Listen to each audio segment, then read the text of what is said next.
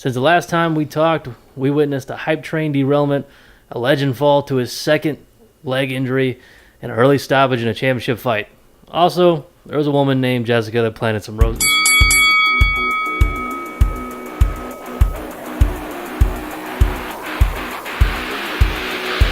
They're here. Welcome to the Hook J Podcast. Who the fuck is that guy? Who the fuck is that? When it's all said and done, I know one thing that I can do. I can fight. I can give it, and I can take it. You should have left me over on that other game that I'm from, that more ruthless game where we bounce heads off the canvas and drill them into the floor. You should have left me where I was. The show starts now. What is going on, guys? Today we are coming at you after a heck of a weekend, man. We had UFC 237 and Bellator 221, I believe, and both cards did not disappoint. We saw a title fight in UFC with the disappointment. Personally, for me, it was a disappointment. Don't know how Jacob feels about that one. Which one? The title fight at the end. No, I was hoping Jessica would get it. If I had my money, I would have put it on her going into the pay-per-view. I would have put money on her for a different reason other than her being better. Fair enough. We've got to see Anderson Silva suffer another fatal leg injury. Fatal, guys. This probably killed his career. I think this is over for him. I don't think he'll come back for it. He's up there in age.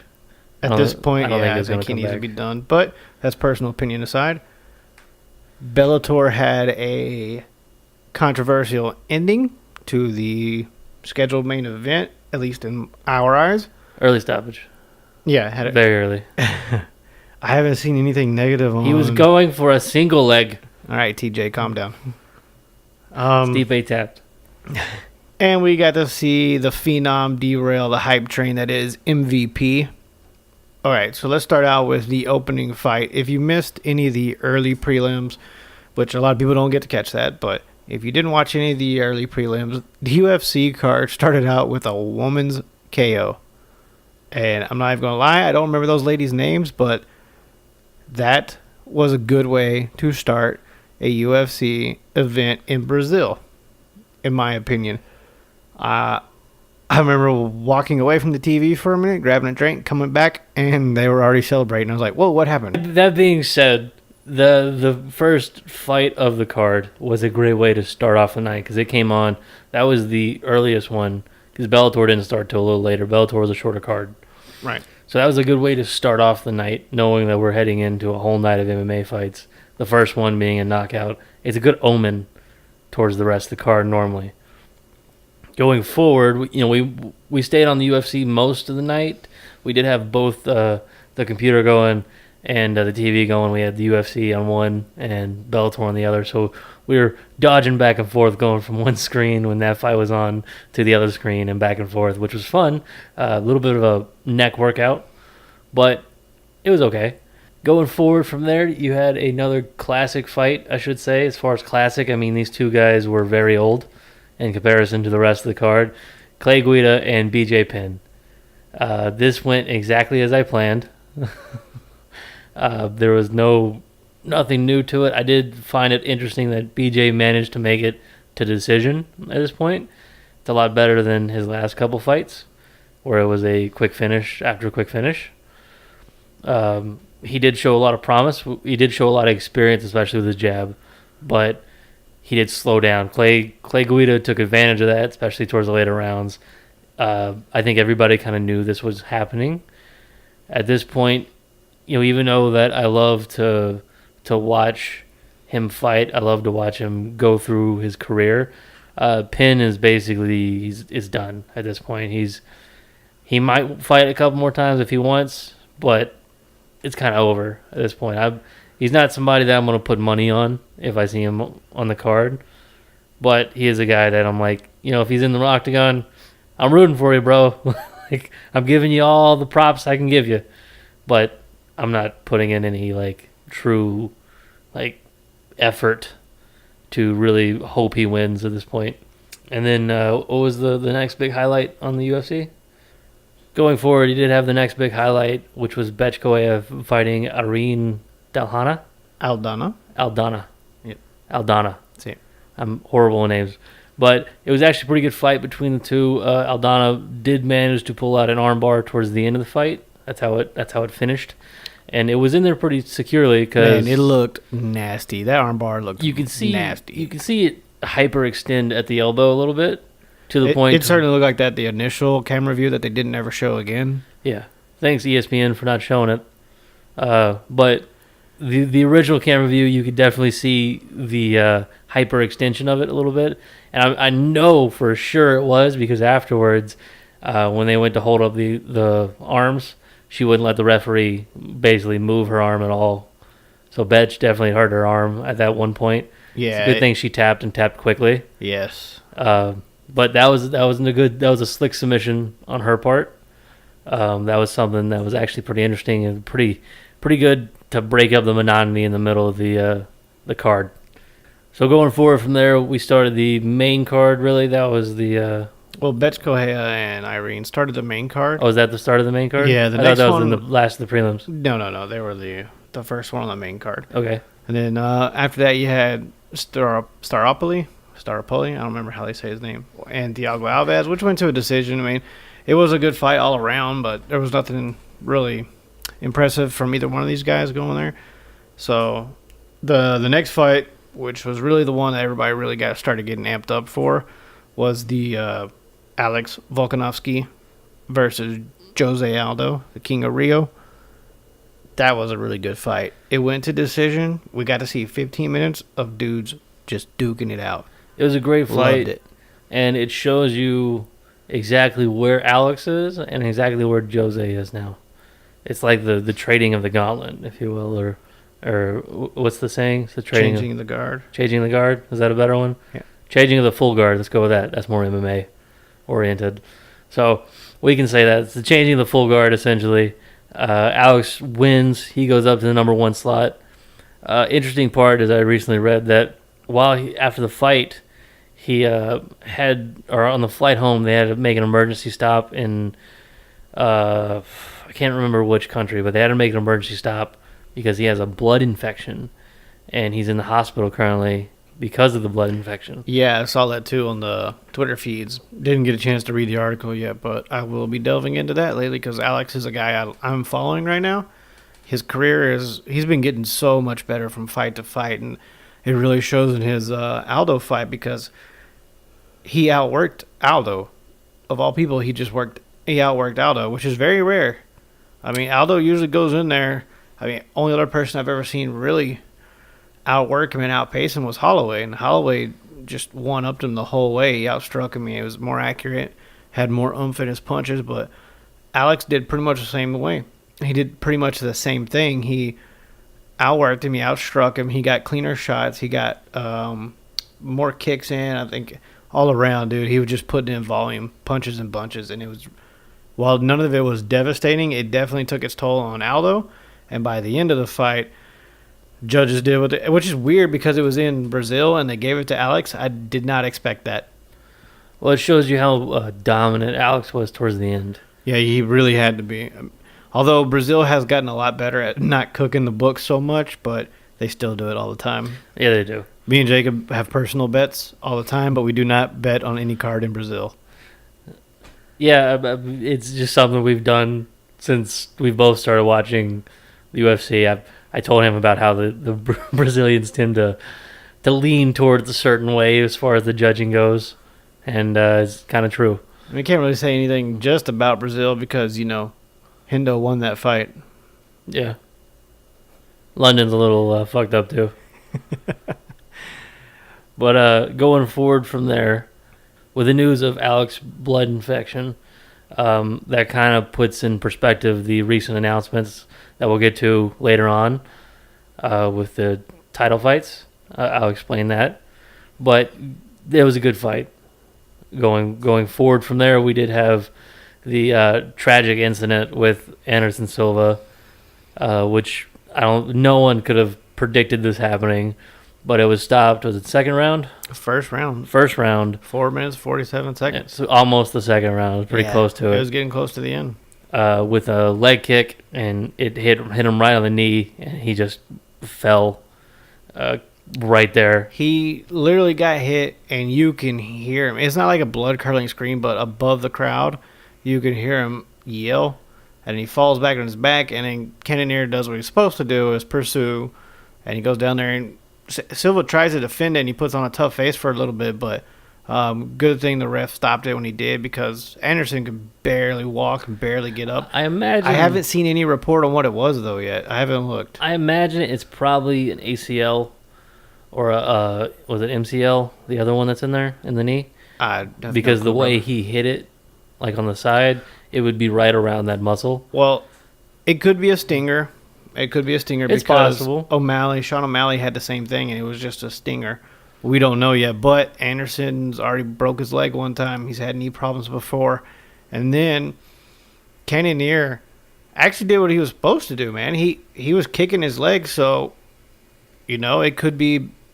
He could have been perfectly fine had Cannonier never hit that leg, or he could have suffered an injury sometime in camp.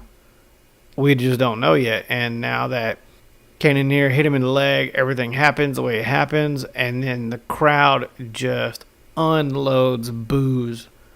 Not booze, like the drinking booze, but B-O-O. It's the Brazilians for you.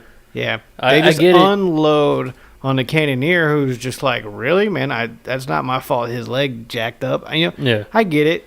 That's their guy. Anderson Silva is one of the biggest legends of the sport right now, and I understand it, but, man, that is so unsportsmanlike. And to be a fan of the sport, you can't really boo him unless it's something Greg Hardy-ish where they, knee down an opponent intentionally. Or The interesting part about Brazil that I've noticed, they're very passionate people down there. They're for their country. If you're Brazilian, you're automatically the favorite down there. Yeah. Which happens really in any country.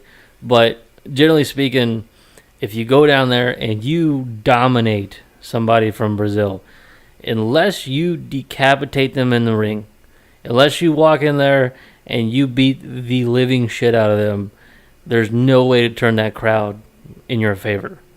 They're going to boo you. They're going to chant, he's going to kill you or you're going to die. It's going to happen. And if you were to go in there and you were to beat Anderson Silva in Brazil, then you're going to have a problem leaving there. That's why if you read the interviews or you listen to the interviews with Chael Sonnen, and he talks about when he was down there and how the people didn't get the fact that he was selling the fights, that he was selling the fact that the Brazilian that he's fighting is the hero of the story. He's being the bad guy, as he says. They didn't get that. They were all passionate, like, oh, this is my country. You can't talk shit about my country, blah, blah, blah. They don't seem to understand that part about it. And on top of that, I mean, as I said before, you would have to show them pretty much everything you have and nominate their guy to the point where you turn that crowd. And that's damn near impossible, especially down in Brazil. I don't think I've ever really seen it done, with the exception of, I can't even think about anybody right now. Maybe Rose had the crowd going for her for a little bit in the first round going forward, but that was about it. Well, I also think that Rose was being very dominant Yeah. in her round, so they might have just supported the dominant fighter. It might have been that. By that time, there's a lot of alcohol. Yeah. A lot of alcohol. But you would have to severely dominate the Brazilian fighter for the Brazilians to cheer you, especially as an American. Yeah. That really hasn't happened. And that'll bring us into the next fight, the title fight, the women's, what was it, strawweight? Yeah. The women's strawweight title fight, Rose Namajunas versus Jessica Andrade. Ends up, for me, kind of a disappointment because it was going the way I thought it was going to go in the first round. And even up until the KO slam in the second round, up to that point, it was going the way I thought it was going to go. Rose lacks the power that Andrade has because Andrade just cuts a lot of weight to get down there. But Rose was piecing her up and getting out of there. She was taking a few shots, but she was a hell of a lot more accurate. She cut her above her eyelid already in the first round. She had Andrade coming forward with her chin out, hands up, just open chest, man. She was just letting them Oh man, I was like, all right, Rose is putting on a really good striking class right now. Everybody needs to take note.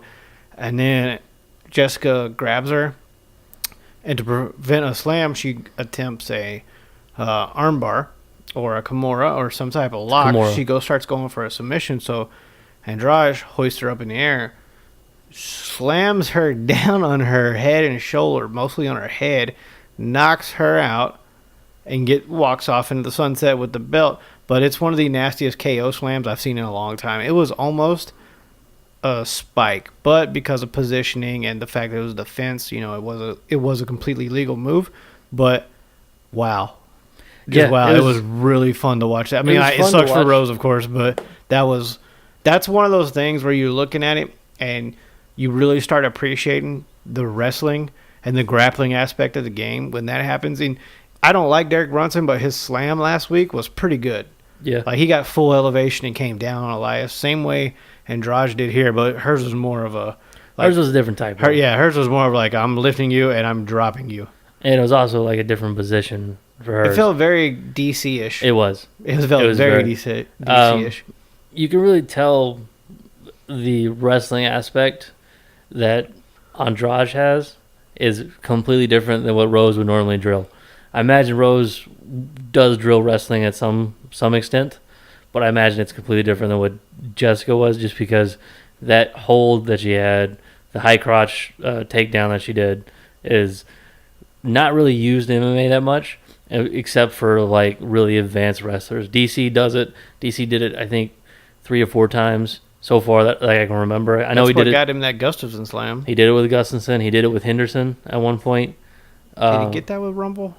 I don't think he did it with Rumble, but it's a very interesting slam because it really works in your favor if you're a bigger opponent than a smaller one, because it's all about lifting the weight, especially close to you, and lifting it above your waist before you drill it into the ground. But it does show the difference in wrestling between the two. I did think the first round would go exactly the way it did, just because Jessica came down in weight, and Rose, that's her weight class, that's what she does, and I knew she was fast, and I knew she was getting better at it the last time she fought. I didn't think she would be as accurate as she was, especially with the jabs, which she must have been working on that for a whole year since her last fight, just throwing those jabs, because she cut Jessica within the first minute. Less than a minute. I think it was after the midway point of the first round, because it was fast. It was a flush jab, just perfectly on the eye, man. Yeah, it was very fast. It was like less than a minute into the fight. She got her cut open, and that was really impressive. But I thought it would go a little bit different. I thought Jessica would come in, push her towards the cage, and try to wrestle her, because she's a little bit bigger. She can move a little bit better on the ground. Rose is a little more slick, especially off her back, but I was thinking Jessica would be able to hold her down and keep her down. I don't think anybody anticipated a slam like that.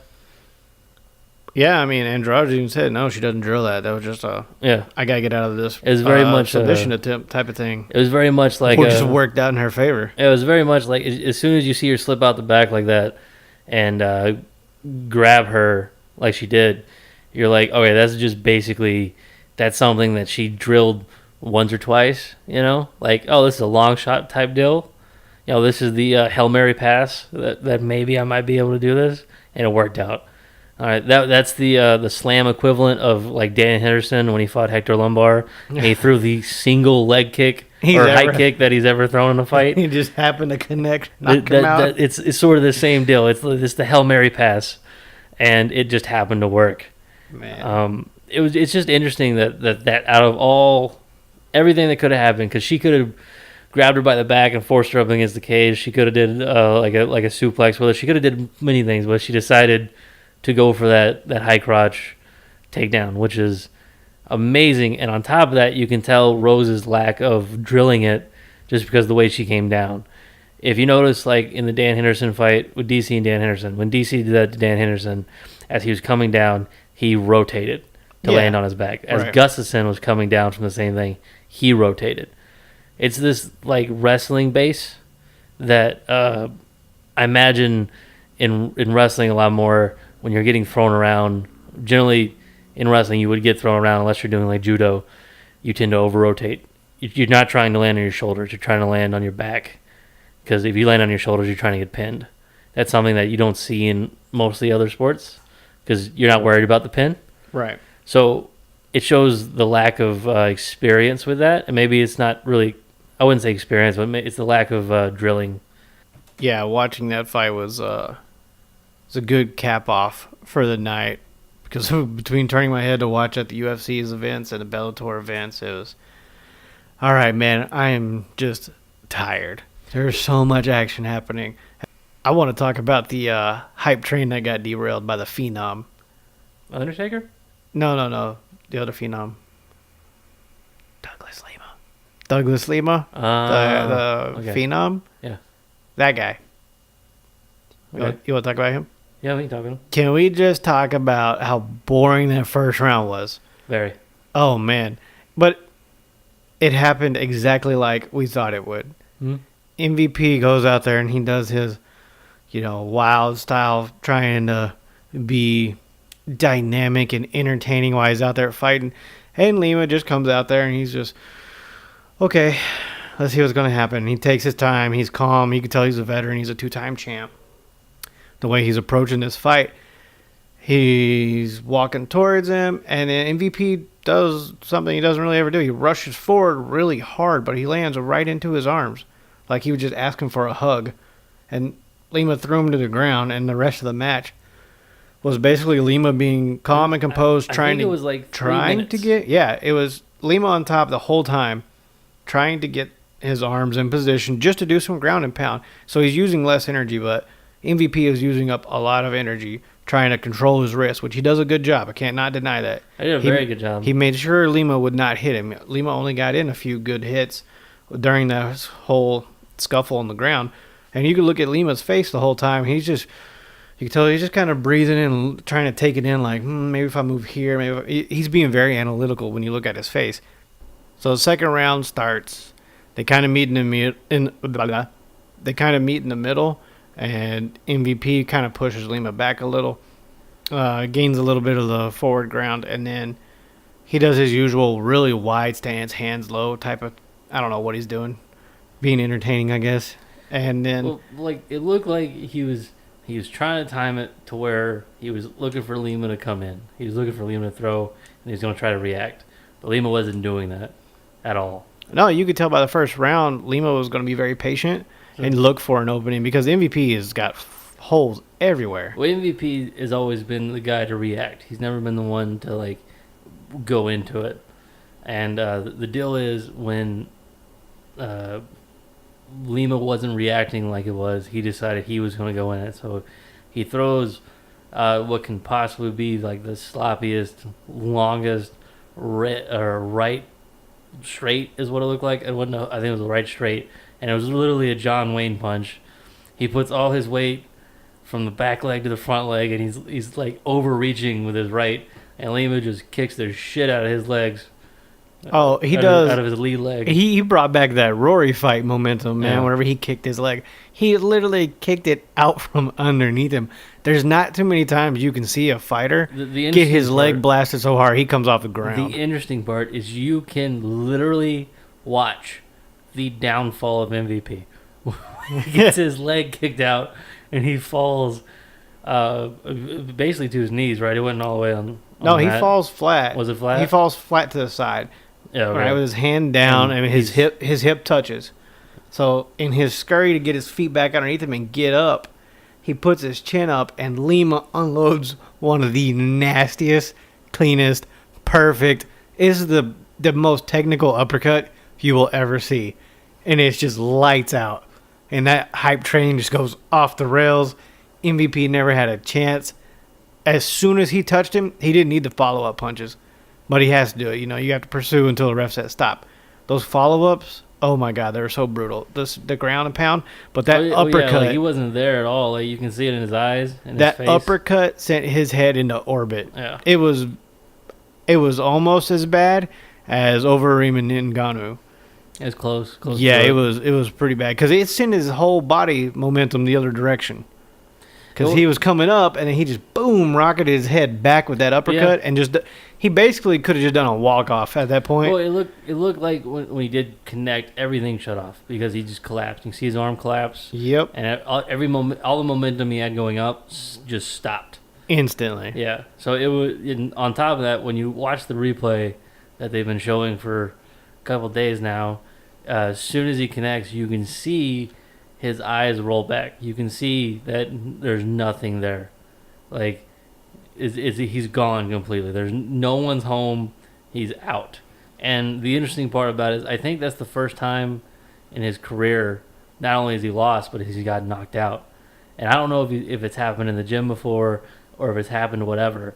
Going forward from this, you got to wonder, a guy who's been pushed like that in Bellator of being this great, magnificent striker, a guy that no one's been able to beat, a guy who I'm 100% sure has been talked up by his friends and everybody else who knows him, his manager, the promotions he's been with, as being the next Anderson Silva, the next Stylebender, whatever you want to call it. How is this going to affect him mentally going forward? Is this going to be like a Mike Tyson effect where now everybody can beat him? You know? Is this going to be like how is this going to affect him in general? Because you got to wonder if Lima can do it, right? Like, it's the 4-minute mile. As soon as someone broke the 4-minute mile, everybody broke the 4-minute mile. I don't know, man, but I think we saw a blueprint on how to beat MVP in the long run with this Paul Daly fight. Because Paul Daly can't wrestle. He has no wrestling acumen, and he put MVP on the ground 2 or 3 times and held him there. While not successful in the long run, he showed right there. And I really thought Lima was going to do that. And the first round looked like that's what he was going to do. He was going to put MVP on his back and grind him out because MVP has no wrestling acumen either. But for him to have such good stand-up and get popped so hard on the way up, man, I really hope MVP is a very dynamic striker. I can't take anything away from the guy, but I really hope he adapts the way he's fighting right now because we got to look at his record. Like, dude, how many of these people were cans that you fought? And how much of this is being padded? A majority of them. You just fought a former champ, somebody who a lot of people could argue that he is one of the best, if not the best, welterweight in the world. Who? Douglas Lima. He's easily in the top 5. Yeah. In the current MMA brackets anywhere, he is up there. He is so good at what he does, and you fought him and just got starched so bad. Like, dude, you're gonna have to reevaluate if you can hang with these upper level guys. Because what happens if Dana gives you a call and you go and fight really good welterweights? The interesting part is MVP. He was obviously he was a really good kickboxer. That's how he made a name for himself. He decides to go in MMA because there's a little bit more money into it. Not much, but there's a little bit more money. He can make a little bit of a name for himself. And then he had a stint in boxing, which he's undefeated in boxing. But I mean, the guy he fought, let's face it, wasn't the greatest boxer. It wasn't a Mayweather out there. But he tends to go to the areas that he's good at, which is the reason why he stands up, which is the reason why he doesn't want to go to the ground. And if he does go to the ground, he grabs your arms and tries to hold them. It's one of those things that now that this has happened, right? Besides, Paul Daly gave you the beginnings of a blueprint on how to beat MVP, right? Douglas Lima showed you a complete drawing on how to defeat MVP, right? So now you have these two things going up against him, especially towards the fact that he, now that he's made a name for himself, he's going against high caliber opponents, right? But prior to this, he really hadn't fought anybody that was notable, which is a true statement. You can't argue with that. He hasn't fought anybody noteworthy. And then now he puts in this tournament where it's like, oh, these are the best people in this weight division, in this promotion. You're going to have to step up. And he just didn't do that. He tried to do the same thing repeatedly, thinking this would happen. So, I mean, if he ever gets to the UFC, he is completely screwed He's what, welterweight? Yeah. Say he goes in there, Tyron Woodley's going to throw him around. Right? Robbie Lawler. Robbie Lawler, Robert Whitaker, he's going to throw him around. Anybody with a small wrestling ability, God forbid, or like Usman gets a hold of MVP, he is going to get thrown from one place to another. It's just, it is what it is, you know? Like anybody in the weight class, I imagine he might move up at one point. I don't think he's going to be able to make the weight forever in his weight class now. But he moves up in weight class, he's fucked. He goes against a wrestler, he's fucked. It's over.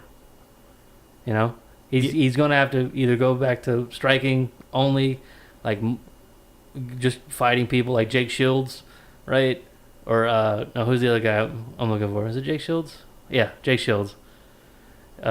Basically, just a striker. He's more dynamic now. You could always go to bare knuckle boxing. He could do that. I doubt he'll do it though. Yeah, I doubt that. But what this just showed us was that MVP is not unbeatable. Everybody seems to think he's unbeatable. He's not unbeatable. Paul Daly kind of laid out the foundation, and Lima showed us that, yeah, Paul Daly was right in the first round. He showed he was right. Like, he has got no wrestling skills. So anybody else coming along and be like, all right, let's just wrestle him. And then getting blasted like that and knocked out, it's like, hell yeah. I mean, this is the first time I've been watching fights for a while. My brother can concur on this one. I've never really jumped out of the chair yelling, hell yeah, and I knew it. And I was like, I was overly ecstatic that MVP lost because he has been pushed so hard when his talent kind of lacks, in my opinion, just as a viewer. And I don't know if it was the fact that maybe I'm kind of biased against that, but just seeing that I was right, that was really reassuring. But after that, we had to watch the controversial, in our opinion, main event. So it was, that's not really controversial from our point of view. It seemed like a blatant early stoppage. I don't know if it was a blatant early stoppage, but it definitely looked like an uneducated ref. Because I understand why the ref may have thought... Like, from his angle, I can see it. Like, okay, he's probably out. But he also didn't give him any time to really recover. Like, I get it. Chandler gets hit in the back of the head. He gets hit in, like, behind the ear, which is going to daze anybody if you hit him hard enough. Yeah. He goes down, and he covers up. Pitbull gets on top of him, starts raining down blows. And it was like within like a half a second or so when the ref started to make his movement towards them to stop it. As soon as the ref gets there, which not even half a second later, we're talking about maybe a full second of events, which as soon as he puts his hands on the fighters, it's over, right? He's called it. Because by the time he gets there, he's already waved him off, it's over. But Chandler's right there, and he's trying to hold on. He's trying to go for a single. He's trying to move. He's right? completely coherent. You could see it, that he's completely coherent, at least in our eyes.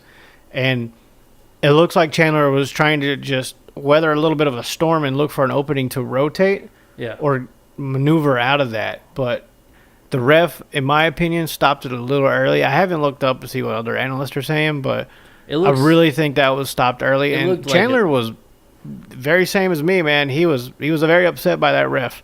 I would be too, because not only did it cost you a belt, right? It cost you a title. Yeah, and it also made Pitbull the first double champ. Yeah, it made him a champ. It cost him a lot of money, essentially, a lot of time taken away from Chandler. Because say that fight went on, we don't know what would have happened, right? We don't know what would have happened if he got back up. We don't know, maybe he would pull out an amazing thing towards the end of the round. We don't know. We don't know who would be champs right now. We don't know the consequences of Chandler winning the other way. But it did cost him, you could argue, it did cost him time. Because, it's the months training up to it. And essentially he's not getting paid what he could be getting. It cost him money. It cost him title. It cost him maybe years off his career if he has to work his way back up. I don't know if they're having a rematch right now. It's going to be hard to sell that rematch. Yeah, I believe that too. I mean, I want to say it's controversial because it's I think Chandler, I don't think he got robbed, but I think he was definitely stripped of an opportunity to defend himself. Because we don't know, but Pitbull could have just closed it out if it, given a little bit more time anyways. But I really think Michael Chandler was kind of stripped of an opportunity to pursue that. I don't know. It's a possibility, is what it is. We don't know what happened, but we know the ramifications of what did happen. And that's kind of sad, and it shows a little bit of inexperience on the ref's part, but you can't fault the ref completely. So it sucks. You know, I'm a big Michael Chandler fan, and I don't want to be all sore loser fanboy here, but it does seem from when we originally watched it, because I haven't watched the replay yet, it does seem that it was a little too early, at least from our perspective. Yeah, I think that was just a underexperienced ref getting a shot at the main event and botching it. And with that said, we have a few things to look forward to on the horizon. Cowboy gets to fight a mystical Mexican beast. Frankie Edgar gets a ticket to board the Blessed Express. And the showtime for Pettis' next fight starts at 2:09. And which one of those fights are you looking forward to, Jacob? I'm personally looking forward to the mystical Mexican beast versus a cowboy. Out of all of them, I would say the Cerrone fight is probably the one I'm looking forward to the most. Yeah, me personally, I'm looking forward to all three of those fights, but the Cerrone and Ferguson one, I'm really aboard this whole Dad Cerrone mystical beast thing right now. So he's on a whole different level since having a son. I don't know if that's like a driving factor for him or if he's just a lot more focused and realizing he needs to take it serious for a change to stop fighting anybody anywhere, even though that's what it feels like he's still doing. I think it kind of burned him out for a little bit, and it was more like, oh, this is my job. And rather than something he likes to do, after he had the kid, it was like, now this is my legacy, you know? So I think it reignited a lot of it. I think that's what it is. But it's nice to see him fighting somebody as high caliber as T-Ferg. Tony Ferguson, you know? A former champ in the weight division, and tragedy he never got that title shot for the actual belt. But this one really, I mean, you think about it, kind of decides who gets the next one after Poirier. Because Poirier, he fights whoever wins that one, right? No, Poirier fights Khabib next. Yeah, whoever wins the Khabib-Poirier fight gets whoever wins the Ferguson and Cerrone fight, really. Yeah. Unless Khabib wins, then they'll probably be like, oh, it's an automatic rematch. I don't think you're going to be doing any automatic rematches unless it's a very close decision. Who knows? I just hope they don't do the Khabib fight in Russia.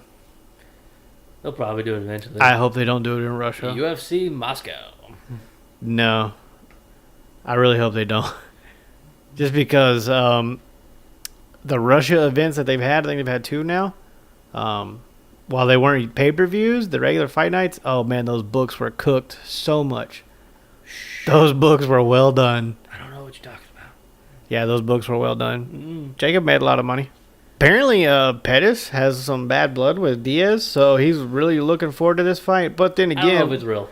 But then again, we got to see if 209 actually shows up. He's cried wolf a few times about fighting somebody, and it never falls through. Now, his last fight with Poirier, that was Poirier's fault. He did have an injury that kind of put him out of the game. But then again, was Diaz really into it? Because it looks like all he's trying to do is fight McGregor and walk out with a paycheck again. I don't blame him for trying to get that money, man. Yeah, I don't either. But, it'd be nice to see him fight again. He's always he's a fan favorite. I don't know, man. I'm not looking forward to that fight as much as I am the other two. Yeah, it's understandable. However, the Edgar and Holloway fight, I'm pretty sure that's going to be a banger. Yeah, it should be. That's going to be a good fight, at least in my opinion. It's going to be a little interesting now to see how Frankie can come back. I think he won his last fight after Ortega. I think he had a fight after there. Yeah, he did. But it's going to be interesting to see exactly how he's going to deal with the volume that Max throws, and it's going to be interesting to see how Max is going to deal with cutting that weight again, because he put on a little bit of a weight to go fight Dustin, obviously. Yeah, but he's got plenty of time to take that weight off if you wanted to. But I don't know if it's more like muscle mass and or I don't know if he went up a weight and got a little bit of muscle mass on him, and not a lot of fat, or vice versa, or how it worked out, or what happened there. But it's going to be interesting to see him come back down and defend that belt and see if he's still the greatest person to ever hold that belt. And with all that being said, I've got no news. I think we've covered everything that's come up as of today and everything going on in the foreseeable future. Jacob, you got anything you want to add? How many picograms are in a Flintstones vitamins? You can follow us at Hooked JP or at Hooked Justin on Twitter. That's him. I'm at Hook JP. All right, guys, have a good one. Bye. Thanks for listening. Thank you for listening to the Hook J Podcast. Hope you enjoyed today's show. See you next episode. Sometimes you've got to do what's right for you and not do what's right for everybody else.